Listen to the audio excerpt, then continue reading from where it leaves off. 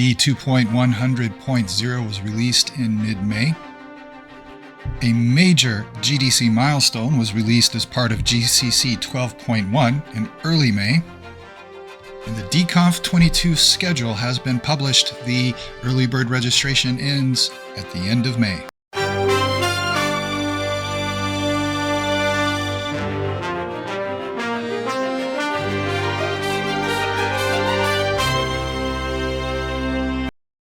If we look at the version number, it looks like this is a major milestone release. But yeah, that's a nice number for a D and DMD compiler release. But we do have 22 major changes and 179 fixed Bugzilla issues. That's awesome. I love seeing these numbers stay up pretty high, especially the Bugzilla issues. And 41 contributors. That's another number I love seeing go up and stay up. So thanks to all the contributors, thanks to Razvan Nitu and Dennis Corpel for managing our pull requests and making sure things get merged in a timely manner. When we look at the changelog, though, there's nothing really earth-shattering here. Now, we do have several deprecation periods that have ended, and in most of the cases, these were deprecation periods that should have ended a long time ago, but they've continued on and on. And so Ian Buklaw, the GDC maintainer, was on a mission to make sure some of these long overdue deprecation periods finally came to an end. A couple of interesting ones from my perspective. The D1 style operator overloads deprecation period has ended. Those of you who use D1 will recall the op-add and other such member functions that you would have to override to overload these operators. And in D2, we have the op-unary template to overload all operators that operate on a single operand, or op-binary to overload all operators that operate on two operands, and you use conditional compilation or template constraints or whatever to implement overloads for each of the operators you want to handle. So the old style D1 operator overloads are no more.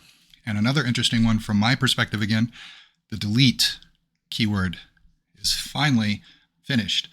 The deprecation period started quite a while back. Now this goes back into D1, the delete keyword, and it carried over into D2. This was deprecated for a long time, and now that deprecation period is finished. One change here that is not a deprecation, dip 1038, the must use attribute, at must use if you prefer. This has now been implemented. The proposal was approved earlier this year. This allows you to attach the at must use attribute to a struct or union type, and any instance of that struct or union that is the result of an expression cannot be ignored. Otherwise you get an error from the compiler. Additionally, the beta release of LDC 1.30.0 came out the day after DMD 2.100, and this is based on DMD 2.100. It updates the LLVM pre-built packages to 14.03 and has a new pre-built universal Mac OS package, which is runnable on both x86 64 and ARM64, and it enables a few cross-compilation targets out of the box. Keep an eye on the DAnnounce forums or the LDC GitHub release page for notification of the release of the final 1.30.0 version. So a new version of GDC was released in early May as part of the GCC 12.1 release, and this compiler release is a very big deal. For a few years now, Ian Buklaw, the maintainer of GDC, had to maintain the C++ version of the D front end for bootstrapping purposes to be part of the GCC package. The C++ version of the D front end was frozen at D 2.076. So that means that was the version of D you were getting with GDC for a long time. Now, Ian had backported several patches, bug fixes, optimizations, and I think a couple of maybe minor feature changes as well. But mostly it was D 2.076, and you couldn't take advantage of the newest D features with GDC. But now, Ian has reached a point where he is able to use the D version of the D front end. He has gotten it completely integrated, and it is now part of GDC, and GDC 12.1 is the first version of GDC in a very long time that is feature compatible with the latest version of D. Well, almost the latest version. The initial release had feature parity with the release candidate of D 2.100. And since then, I believe he has pushed out some updates on other platforms that brings it up to the final release of 2.100. So now, if you use GDC, the big news here, the big point here, you can now use the latest features of D with GDC. That is awesome work, Ian. Thank you for all the hard work. I've gotten into the habit of releasing these videos after the end of the period that they cover, but in this case, I'm releasing it a couple days early because DConf 22 early bird registration ends on May 31st. May 31st is the last day that you can register at a 15% discount. On June 1st, the price goes up from $423.30, that's including VAT, to $498, including VAT. So if you're looking to go to DConf 22 in London, register as soon as you can to take advantage of that 15% discount. Remember, we also have fixed rates for students, $120, which includes the VAT. And if you're a major open source contributor, you can contact us. The details are here on the dconf.org homepage.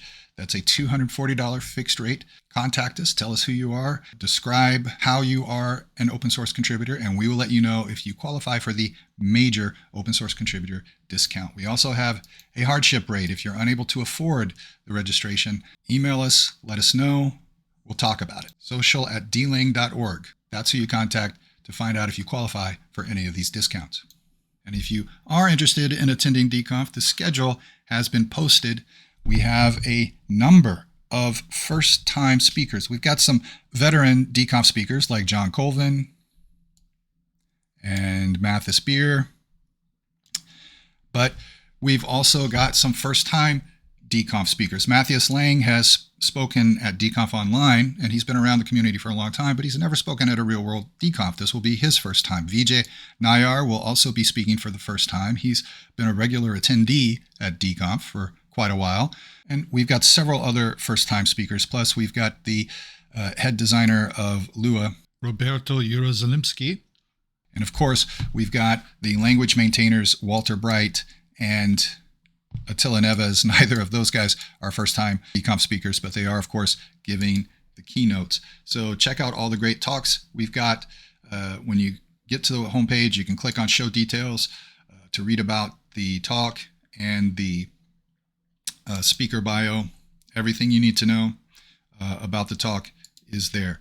So I'm looking forward to hearing all of these talks, and I hope to see you in London at DConf, August 1st to 4th, 2022. So a bit of news I haven't announced anywhere else as of the time I'm recording this. BeerConf is a go for DConf 22. BeerConf is something we do at DConf. We get together in the evenings after each day of talks, and we hang out and chat for a few hours. It's a great time. It's one of the best parts of DConf, and we enjoy it so much that we've made an online version that goes on the last weekend of every month.